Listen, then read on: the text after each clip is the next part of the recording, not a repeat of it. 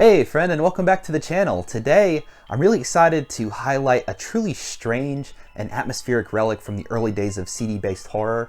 That is Kenji Eno's D for PlayStation 1. Before we dive in, I just wanted to say thanks so much for watching, and if you enjoy this kind of content, please consider liking the video and subscribing. These actions really help a small creator such as myself.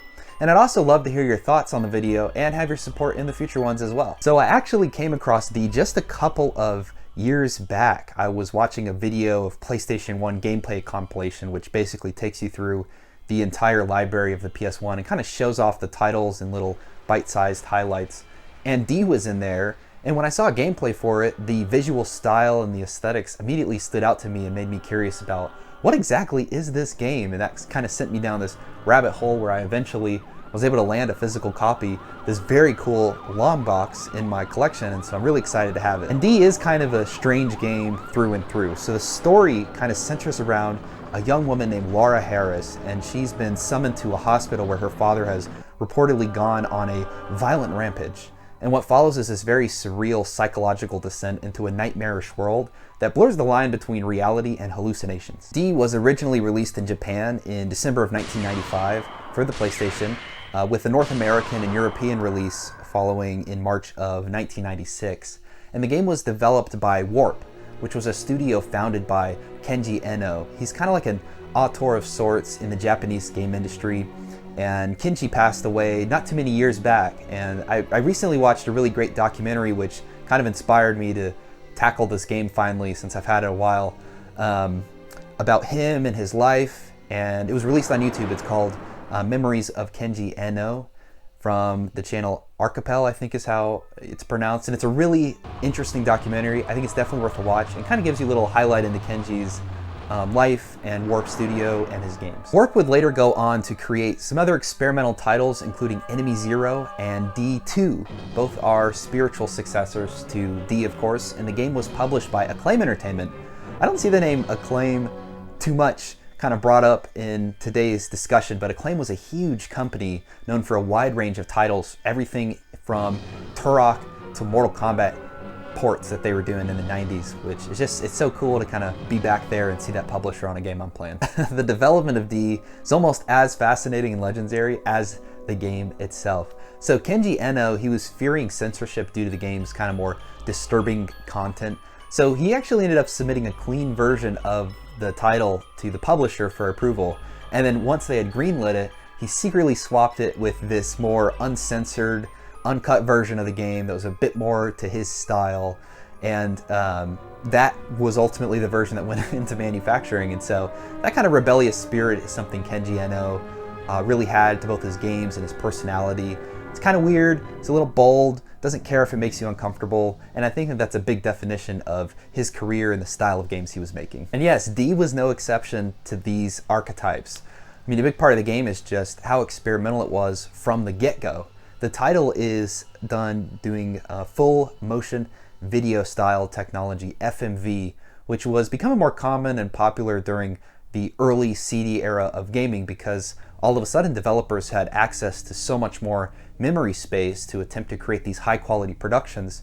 And of course, pre-rendering or filming scenes was something that we saw with many titles, and the technology didn't really stick around too long. There's some games that still come out and kind of use this more a cinematic adventure storytelling basis for their game, but it's not as prevalent as it once was. And of course, this was driven by PlayStation's proprietary hardware technology it had for video compression that only really the PlayStation and the 3DO and a couple other consoles were capable of. So this really allowed the game to deliver smooth, full screen cinematic sequences that were just groundbreaking for the time and just brand new technology and super experimental, which I thought was pretty cool. The game as a result has a little bit of a give and take, because the entire game is this pre-rendered FMV sequencing where you have cinematics that are stitched together with gameplay moments to kind of simulate this exploration and interaction in the environment that just wasn't possible in other titles with different technology at the time. And this design choice was both interesting from a creative and a technological perspective, and also created some constraints too. You know, FMV really allowed for highly detailed environments and surreal visuals, but did limit players in terms of control and required some careful continuity between scenes to get it just right. And here was Kenji Eno and his team really at the forefront of this technology, pushing the boundaries of what FMV could do in a horror game. And they used real-time transitions between video clips to again simulate that movement and interaction, which were super rare. Without this technology, it's very likely that the game's eerie atmosphere and cinematic presentation would not have been possible. So they really are a direct result of these developments.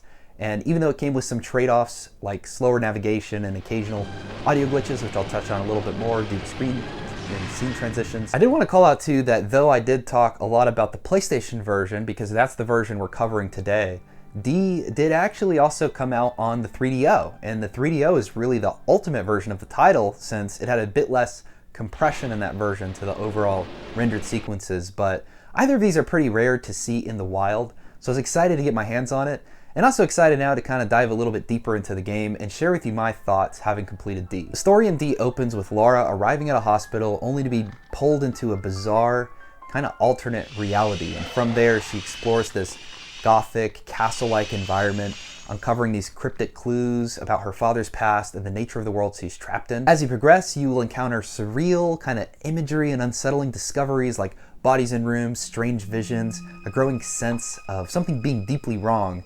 And the story unfolds in mostly a linear fashion, but it is peppered with some small discoveries and kind of environmental storytelling that do reward the player's exploration with the ability to continue forward in the title. Thematically, I think D is really drenched in psychological horror. It really explores kind of trauma, identity, and the fear of losing control, both of oneself and of loved ones. And the game's 2-hour time limit really adds kind of a sense of dread and urgency, which really reinforces the idea that you're trapped in a decaying mental space with no room for hesitation. To that effect, you know, the PlayStation 1, the 90s, they were a different era of gaming with different types of challenge ceilings and difficulties. I will say that I wasn't too crazy about the limitation and concept of losing time trying to see out the title. So I did end up referring to Nintendo Complete's playthrough of D just to see it through to the end, even with pretty decisive play. It's going to take you at least an hour and a half to complete the game, so it is a bit intense, and the fact that the game does have that 2-hour time limit does put you on this constraint where it's more of a journey of do I want to fail and fail and fail and fail and maybe progress slowly through repeated sections over and over again, or do I want to see this game to the end and just enjoy it as one full package? And I could see myself knocking it if I did take the former approach because of the fact that I would have had to have replayed sections over and over again in order to get the game complete. So that's something that I did dodge on this playthrough. All considered for 2 hours, the game stays pretty interesting and intriguing, kind of just to see where it's leading up to. And this is packaged with the fact that dialogue is pretty sparse, so there's a lot of environmental storytelling. And while the writing itself isn't particularly deep, it's serviceable for the genre, especially for something out of the 1990s. And that said, it's a bit odd, I would say, that Laura doesn't have any voice acting at all, the main character, even though there's a number of very critical emotional moments and scenes throughout near the end where she's like clearly sobbing, but there's just pure silence, which is a strange omission that kind of breaks the immersion of enjoying the narrative at a critical point because of the fact that any other character in this title, of which it's a very limited cast, I'll be honest, does have voice acting, so I found that kind of strange. Overall, the story is pretty straightforward. It throws a couple of little twists at you, doesn't get too crazy out there, it stays pretty linear, and there is a little bit of variability in how Laura experiences certain sequences. They don't always align specifically to an exact point in an area. You'll encounter these like little beetles that trigger these trippy, psychedelic moments of Laura having premonitions, I guess. They don't always happen in the same space, but otherwise you're gonna have basically the same experience, and for 2 hours of gaming, it's serviceable. I think though where D finds itself pretty unique in terms of games I've been playing recently is in its style of game. I don't see a lot of first-person, point-and-click adventure games which are built entirely out of full motion video, this FMV technology. So I did find that to be pretty fun and different. So in this game you navigate by selecting directional buttons, which will help kind of move around the environment. And when you do that, it'll trigger these pre-rendered video sequences of Laura walking through the environment or engaging with objects. Aside from just walking around, The puzzles are the main gameplay element, and while many are pretty straightforward, there are a few times where there are some standout ones in terms of difficulty. One in particular is this timing mechanism where you have to land and input these two characters into a box. However, the second dial, whether it clicks forward or backward, is really dependent upon the first number that you trigger in there, and then there's also, of course, a timing sequence to land it on the right number. So it's a bit tricky in terms of design, and that adds some welcome challenge to just, you've solved the puzzle, now you have to implement the solution in order to move on.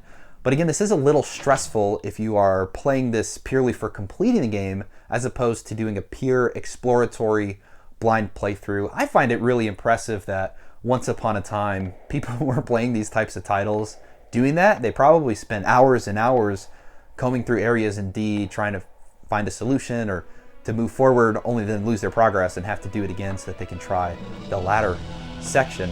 But some of these puzzles got a little crazy. This one and this rotating room puzzle for navigation, it's just kind of a slow experience. Just to double down on that too, navigation is slow, painfully slow at times, I would say. And when you're stuck in something like the rotating room puzzle that I was just mentioning, which has over 10 various stops in which you rotate the puzzle, and then you have to stop, you have to watch the pre-rendered scene as you stand back up, and then you have to rotate left or right, you have to see if there's a door. Maybe there is a door, you walk over there, oh, the door doesn't actually go anywhere, now you have to rotate back around, you have to walk towards the puzzle, you have to re-trigger the puzzle. You know, that can get a little grating, especially under the pressure of a 2-hour time limit. And so that adds a lot of tension, but also some frustration if you're not making efficient progress. So a great example is once I accidentally over-rotated the dial one. I over-rotated it one, and unfortunately that meant I had to spin it another 9 times, which gets old pretty quick, and also required me to, of course, stop after 7 or so to really make sure, like, hey, I'm not gonna mess this up again and have to do it another 9 times, which I thought was a little crazy. It's pretty simple gameplay mechanics wise, but it does do the job. And there are a couple of cool little mechanics, I think, that are neat in the puzzle solving kind of subgenre space that D somewhat occupies in its gameplay style. So Laura has this really cool little pocket mirror, and it gives you hints when you're stuck, essentially. So you can look into the mirror and it will reflect onto you kind of where you might want to go next to solve the current puzzle that you're working towards or to make progress. But this does have limited uses, so every time you use it, it cracks a little bit and would eventually shatter. So that limitation, I think, does encourage thoughtful play and also adds a little bit of strategy in terms of like when you want to check in for a hint, or maybe you're absolutely stuck and need that to move forward. Especially if you plan to replay the game after failing to beat it within the time limit, I think it is useful to have that, because then you can make that progress back to how far you were the last time and then use the mirror to progress further until you get to the end of the game. So I did like that they included that for folks who are a little more ambitious to play the title blind.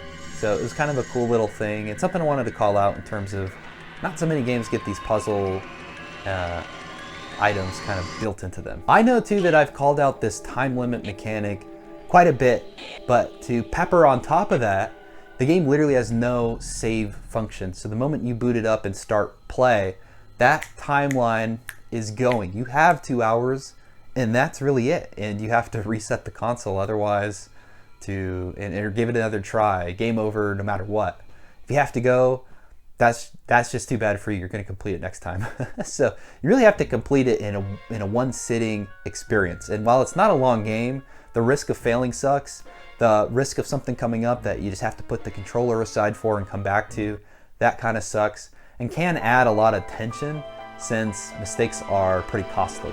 And I'm playing this, of course, on hardware, so I'm kind of stuck with those limitations. I think this is something that if you were to emulate the game, for example, or have access to save states by some other means, it can be easily mitigated. But of course, I'm looking at this title as it was originally produced in the 90s, so I just have to leave it there in terms of my overall experience. One thing I always love in a great gameplay immersion experience is a minimal HUD and UI functionality. And the UI here is pretty minimal, as expected from a game that's essentially a movie.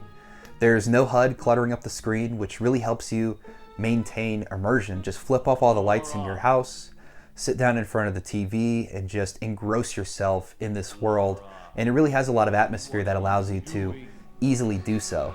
And there's also a very simple item inventory that's just available for you when you pick up things in the environment to use in certain spaces. But otherwise, you're really locked in for the most part. And it's something that I really appreciated about D. And I think games in the modern era have gotten better about this, but I always love to call it out and just speak about how much of a positive that is for me and my experience playing the game. Overall, it's a bit hard to say that the game is very like gameplay-like. It feels definitely more like a movie, or even more like just a surrealist trip, just due to the nature of the FMV technology and the styles that they went for and that Kenji pushed in terms of atmosphere. Warp Studio just did something really interesting here overall. The movement, it's a little clunky, but makes so much of the game feel true to life, since the developers really went out of their way to mimic the kind of sway, natural movements of a camera as a person might experience them if they were walking around. It makes it feel like kind of just uncanny and a little off. And I really like that about this title, even if it is 30 years old, which I find to be really impressive. And the puzzles were a bit brutal at times. They could be, even with the knowledge of how to operate them. But I did have a good time overall with this title in the gameplay department. I think it's definitely worth experiencing and just trying out. It's going to be very different from things you've played before. And I think that's always good to just continue to experiment, try something new. And even something this old can feel really new to gamers. And so I really appreciate that about the history of video games overall. Sound design is really important, especially in a horror game, and this is where I think D really shines in a lot of ways.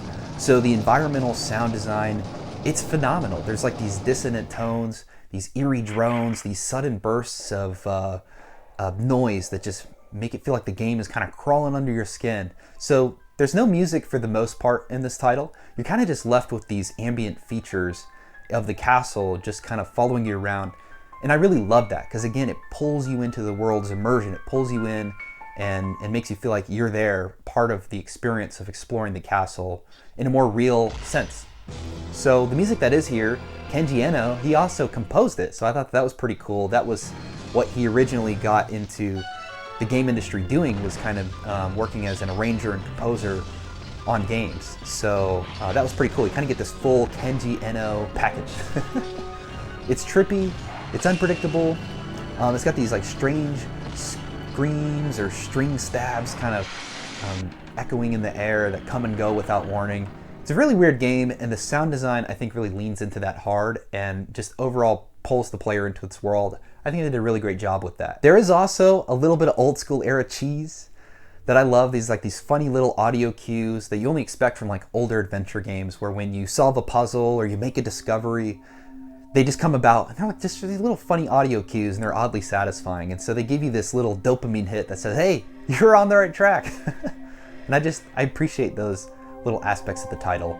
Another thing that stood out to me was the voice acting, of course, is, you know, it's classic PS1 era.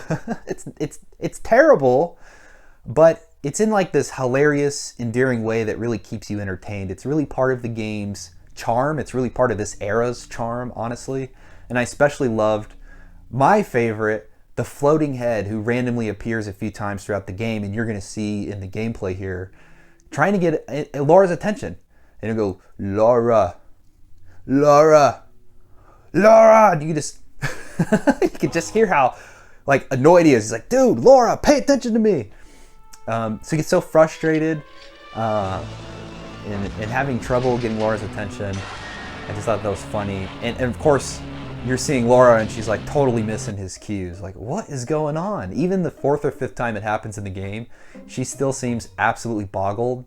I guess I would be too if like a floating head showed up in my room and was talking to me. Finally, want to talk about this game's visual design a little bit. So D, while it's cool, it's a little bit of a mixed bag, but still a very fascinating one that I think is worth experiencing. So the first part of that is the environment. So I find these to be genuinely cool even today. They don't look realistic necessarily, but they have this kind of distinct character that reminds me of those liminal space videos. Have you seen those on YouTube? They have like this weird VHS filtered dream version of reality with these repeating empty rooms and such.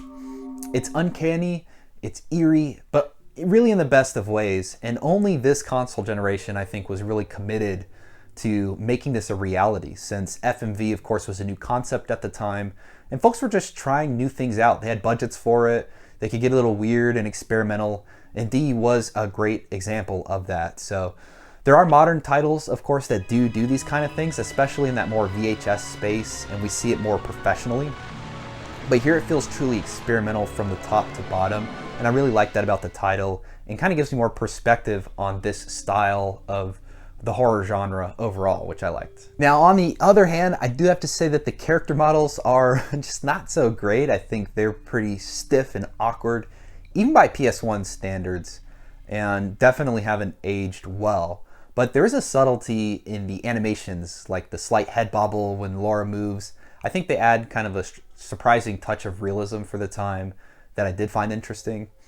So technically the game does stumble a bit, but it's built entirely from FMV, right? So you gotta expect some of that, especially with new technology. So a great example is that transitions between scenes can be a little jarring.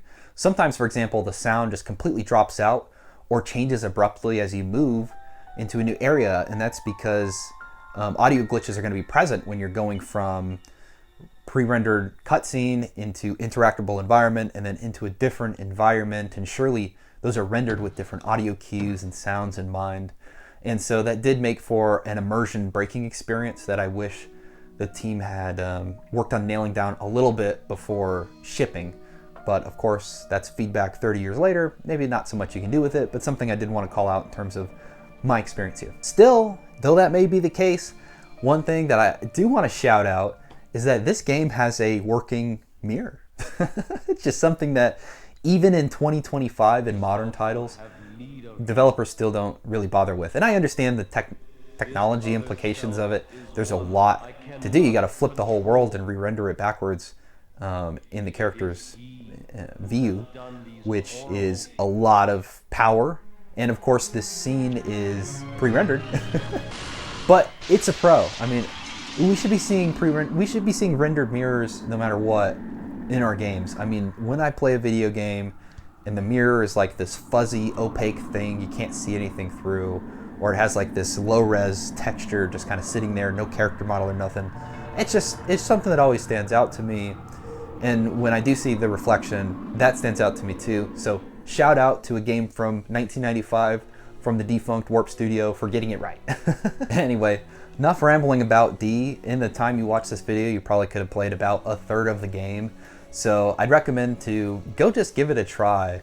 D is weird, it's ambitious, it's a deeply atmospheric game that still holds up in some surprising ways to me. And I don't see many people discuss this title, so I'm really excited to have it in my collection and have played it through so that I could share it with you today. I found D's environments to be haunting, its sound design quite solid, and its puzzles, while occasionally frustrating, offer a really satisfying challenge. It's not perfect, of course. The character models are rough, the pacing can drag a little bit, and the lack of voice acting for Laura is a little strange in the oversight department. It's something that they probably could have fixed up. But when you're sitting in your house with the lights off, your big screen on, controller in hand, playing this game in the first person mode, really soaking in these uncanny visuals, eerie soundscapes, and pre-rendered cutscenes, it still manages to feel uniquely unsettling and interesting in such a good way. And so for fans of experimental horror, retro FMV games, or just the PlayStation in general, D is absolutely worth a look. It's a very cool game. I love that it's a long box. You know, I don't have so many of those in my collection, just a couple. High Octane, Shockwave Assault, but D is just cool. It just stands out in so many ways to me. So I think it's definitely worth a look. And I also just wanted to say that I appreciate you hearing out my thoughts on the game and checking out my video. Once again, if you liked the video, please consider liking and subscribing. I'd also love to hear what you thought about D. If you've played the game or are curious in it now, did it creep you out, or did you have a fun time, or did it frustrate you at moments? Really curious to see what you thought about the puzzles especially. Please let me know. Well, until next time, stay well, stay healthy. Look forward to seeing you next week. All right, guys. Peace.